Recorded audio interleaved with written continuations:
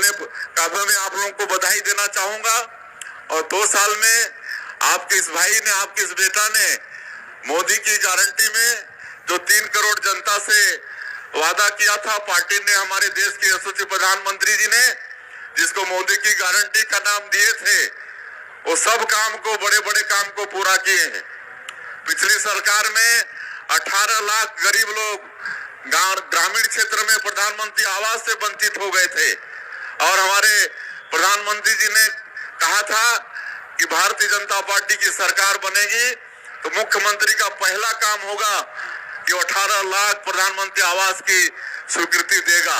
और आज बताते हुए मुझे गौरव होता है कि 13 दिसंबर 2023 को हम लोग शपथ लिए और अगले ही दिन 14 दिसंबर 2023 को पहले ही कैबिनेट में 18 लाख प्रधानमंत्री की आवास की स्वीकृति दिए।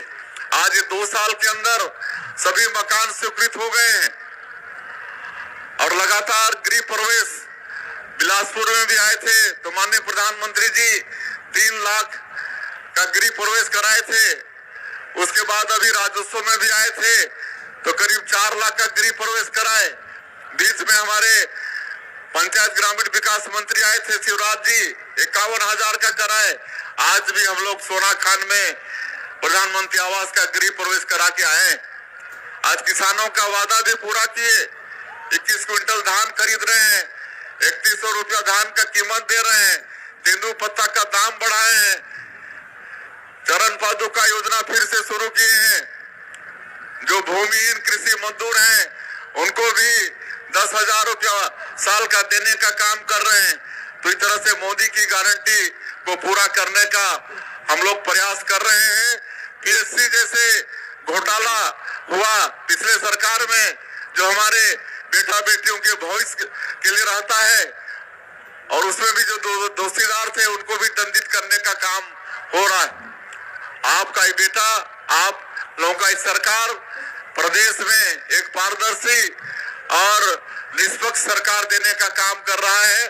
आज तो मैं आप लोगों के बीच में आप लोगों का दर्शन के लिए आया हूं, आप लोगों का आशीर्वाद लेने के लिए आया हूं कि आपके इस बेटा के ऊपर हमारे पार्टी के शीर्षस्थ लोगों ने जो विश्वास किया है उस पर खरा हम उतर पाए और अपने समाज के भाइयों का भी हम सेवा कर पाए। ये आशीर्वाद आज हम राजा राव बाबा जी से, बूढ़ा देव जी से हम लेने आए हैं। आप सब लोगों से आशीर्वाद, आप सब लोगों से मार्गदर्शन लेने हम आए हैं और मुझे पूरा विश्वास है कि आप लोगों का आशीर्वाद मुझे मिलेगा।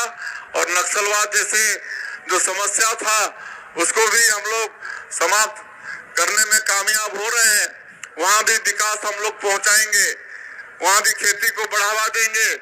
टूरिज्म का काफी स्कोप है, पर्यटन को भी वहां पर बढ़ाएंगे, होम स्टे को वहां पर बढ़ाएंगे।